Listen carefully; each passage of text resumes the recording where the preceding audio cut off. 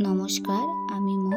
আমার নতুন একটি ভিডিওতে আপনাদের স্বাগত জানাই। চলে এসেছি নতুন একটা রেসিপি নিয়ে। সামনেই সরস্বতী পুজো। পুজোর দিনে লুচির সাথে এই নিরামিষ পনিরের রেসিপিটা বানিয়ে দেখতে পারেন। কথা দিচ্ছি, একবার খেলে বারবার খেতে ইচ্ছা করবে। এই রেসিপির জন্য যেসব উপকরণগুলো লাগছে সেগুলো হলো, প্রথমেই লাগছে 200 গ্রাম পনির, টমেটো কুচি, আদা কুচি, হলুদ গুঁড়ো, কাশ্মীরি লঙ্কা গুঁড়ো, নুন, ফেটানো টক দই, টমেটো কেচাপ, কাজু বাদাম, এলাচ, লবঙ্গ, দারচিনি আর গোটা গোলমরিচ। গ্যাসের ফ্লেমটা অন করে একটা কড়াই বসিয়ে নিয়েছি। কড়াইটা গরম হয়ে গেলে তাতে দিয়ে দেব 6টা এলাচ, দারচিনি 3টে, 5টা লবঙ্গ আর 1 চামচ গোটা গোলমরিচ দিয়ে ভালো করে একটু টেলে নেব।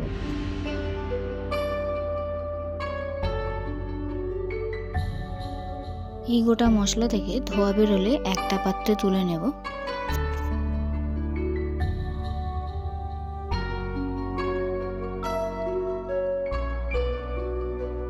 গোটা মশলাগুলো ভেজে নিয়ে তুলে নিয়েছি। এবার ওই কড়াইতে 2 চামচ তেল দেব।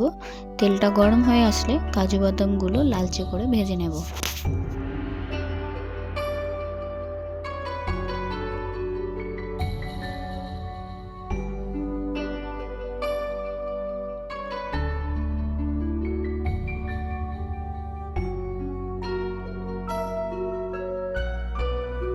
দেখুন কাজুগুলো কি সুন্দর লালচে করে ভাজা হয়ে গেছে। এবার একটা ছাঁকনির সাহায্যে যে প্লেটে আমি গোটা মশলাগুলো ভেজে তুলে রেখেছিলাম সেই প্লেটে তুলে নেব। নিয়ে এই গোটা মশলা আর কাজুটা একসাথে একটা পেস্ট তৈরি করে নেব। কাজু বাদাম ভেজে তুলে নিয়েছি। এবার ওই তেলেই পনিরগুলো একে একে সামান্য লাল করে ভেজে তুলে নেব।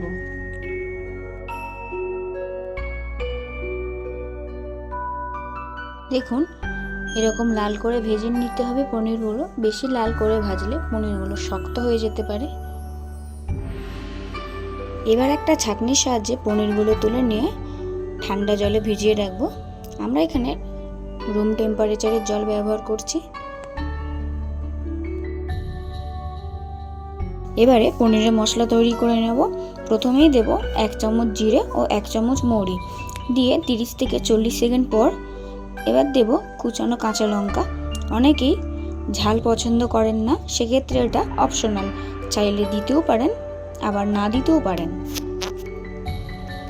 কাঁচা লঙ্কাটা ভালো করে ভেজে নিয়ে দিয়ে দেব কুচিয়ে রাখা আদা 1 চামচ দিয়ে 10 থেকে 15 সেকেন্ড ধরে এটা ভেজে নেব।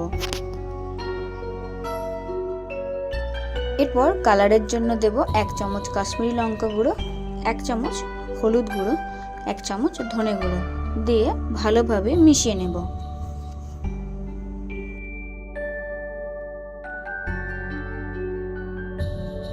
মশলাগুলো ভালো করে মিশিয়ে নেওয়ার পর এরপর দেব টমেটো কুচি দিয়ে ভালো করে মিশিয়ে নেব।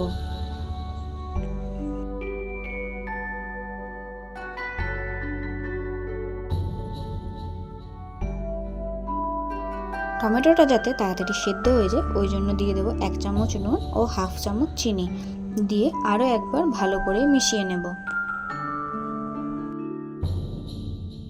এখন টমেটোটা প্রায় অনেকটাই গলে এসেছে। এরপর এর মধ্যে দিয়ে দেব 2 চামচ টমেটো কেচাপ দিয়ে ভালো করে কষিয়ে নেব। টমেটোটা 7 থেকে 8 মিনিট ধরে ভালো করে কষিয়ে নেব, যতক্ষণ না টমেটো থেকে তেল ছেড়ে আসে। টমেটো থেকে ভালো করে এবার তেল ছেড়ে এসেছে। এবার কাজু ও গোটা মশলা দিয়ে যে পেস্টটা বানিয়ে রেখেছিলাম সেটা দিয়ে দেব 2 চামচ দিয়ে ভালো করে মিশিয়ে নেব। এবার ফ্যাটানো টক দই 2 চামচ অ্যাড করে দেব। আমি এই রেসিপিতে একটুও জল ব্যবহার করিনি। দইটা দিয়ে ভালো করে কষিয়ে নেব যতক্ষণ না পর্যন্ত এটা থেকে তেল ছেড়ে আসছে।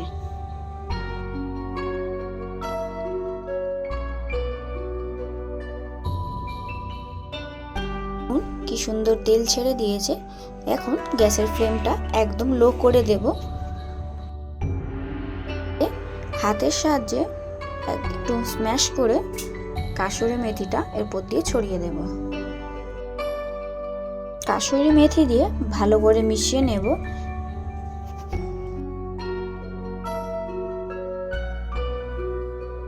কাসুরি মেথি পাতা ভালো করে মিশিয়ে নিয়ে আমি মিক্সিটা ধুয়ে জলটা দিয়ে দেব। আপনারা চাইলে নর্মাল জলও দিতে পারেন। এবার ভালো করে মিশিয়ে নিয়ে 4 থেকে 5 মিনিট মতন এটা ফুটতে দেব।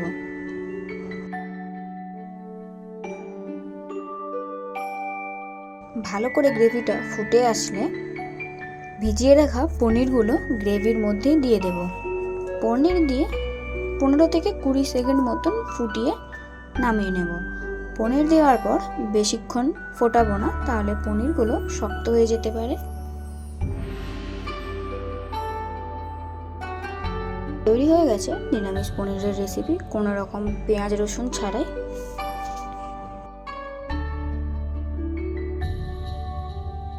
এই রেসিপিটা একটা পাত্রে তুলে রাখবো।